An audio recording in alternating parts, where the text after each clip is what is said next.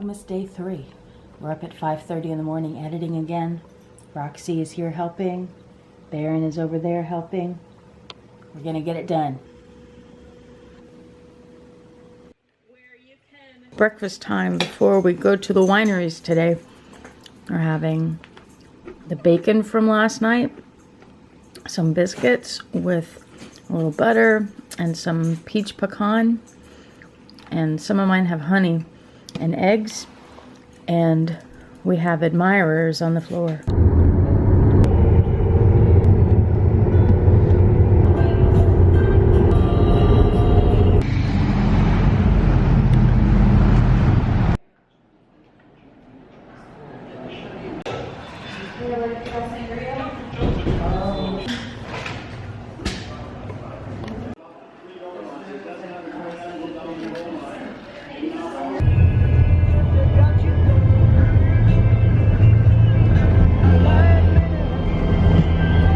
Bernhard Winery. This is another one of our favorite wineries on the wine trail besides Messina Hof.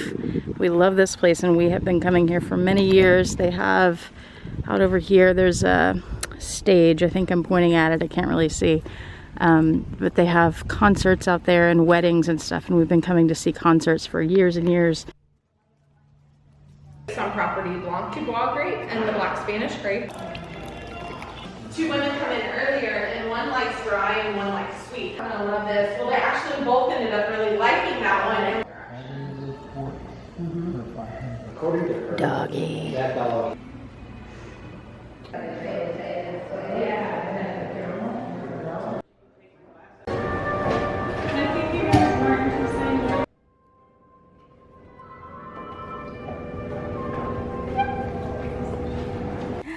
Hi, honey. What's your name? Belle. Hi, Bill. We got some Gouda cheese, water crackers, and salami. And we each got a glass of wine, and we're sitting outside here. I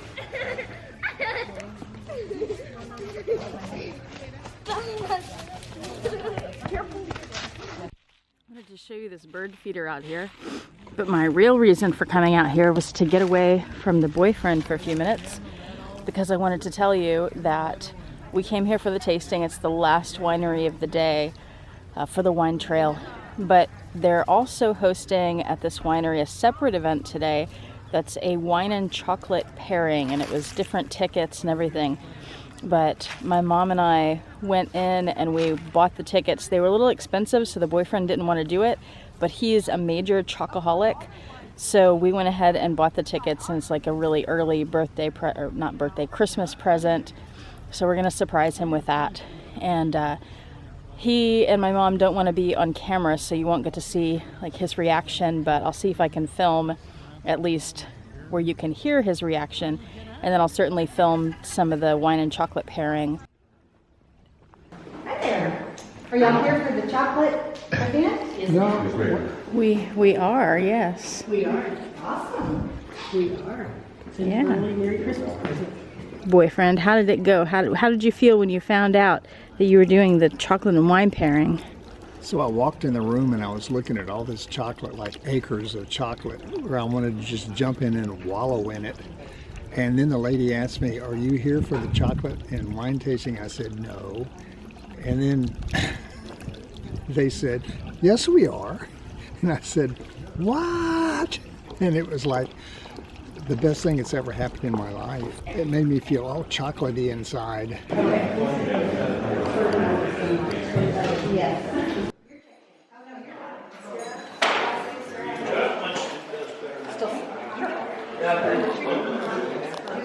There's lots to learn why it is different. So much fun. The second thing with wine is they're pouring and getting your chocolate. Wine is very different. Okay, those gray hair, the young folks don't. After all these years, the men, they got in a lot of trouble with wacko. They were right back within less than 6 months. The point is that with wine, you don't have that control.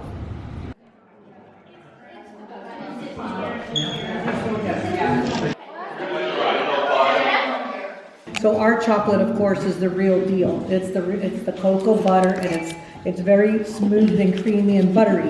If you have not been in Jamaican rum is the one with our logo on it. It's like a brandy. It's everything I've dreamed of since I was a toddler. It was pretty awesome. I like port with dark chocolate.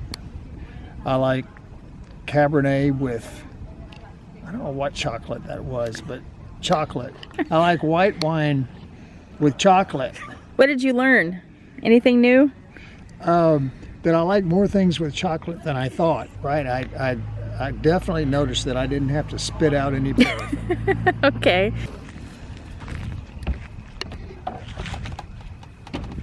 My mother is climbing into the wine stomp barrel. She likes to embarrass everybody, so there she goes. That's my mother for you.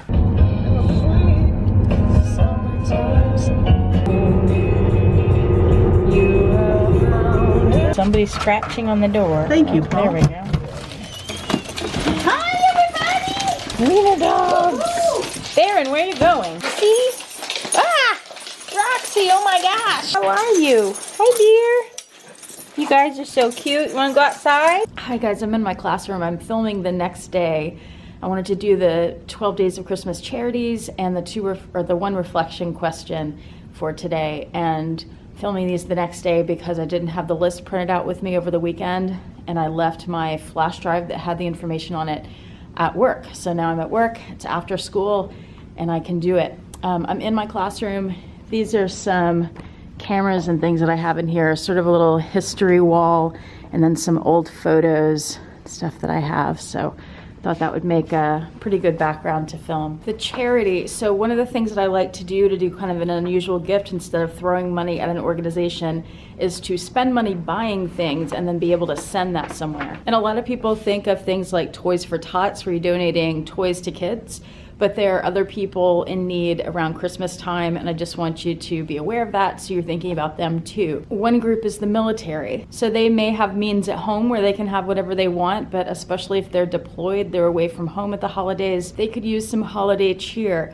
So I've put some information in the description box below about places, organizations that take like shoebox care packages you could put together. One of those is Operation Shoebox, so that information is below. There's also Operation Homefront. They do a holiday toy drive where you can take a toy into any Dollar Tree store and drop it off in the boxes there. So if you're around a Dollar Tree, you could pick something up and drop it in that box. And they collect those through December 8th of 2018, so you don't have a whole lot of time left. And then something I found this morning while I was browsing the internet, and I had never even thought of this. How could I not think of this? I thought it was so cool. It's care packages for canine soldiers. What? That's perfect. There's an organization called Canine Soldier Treats, and you can put together a care package. They have a list on their website of different items, and they ask that you not send food, things like that. Some treats are fine, but they actually have a whole list of other items that you can send to help out the military dogs too. I thought that was just so interesting and perfect. The reflection question today is, what new things did you discover about yourself in 2018? I don't remember if I already said that I feel like a lot of my responses to these reflection questions are gonna have to do with Sebastian, because that was the biggest, most important event to me that happened this year. And I'd have to say the things I learned about myself had to do with that for sure. When you have a dog, you know the day is gonna come when you have to say goodbye to them. And I always really dreaded that day because Sebastian and I were very close. And I've never had to make the decision myself to put an animal down. So what I discovered about myself was, at least from my perspective, I feel like I did a really good job with that. I fought to get him the best care and prolong his life until he was just suffering too much. And I found I was able to make that decision, and it was actually a lot easier for me to make that decision than I thought it was going to be. And that was just because I knew it was the right time for him and I didn't want him to suffer. So that's what I learned about myself in 2018. What did you learn about yourself? A lot of you are commenting that you have also had really horrible years, and a lot of you have put your animals down recently, and I want to say I'm so sorry for that. I was hoping you guys had had a much better year than I'd had, but check the description box for information on military donations, and then leave your reflection question answers in the comment section below.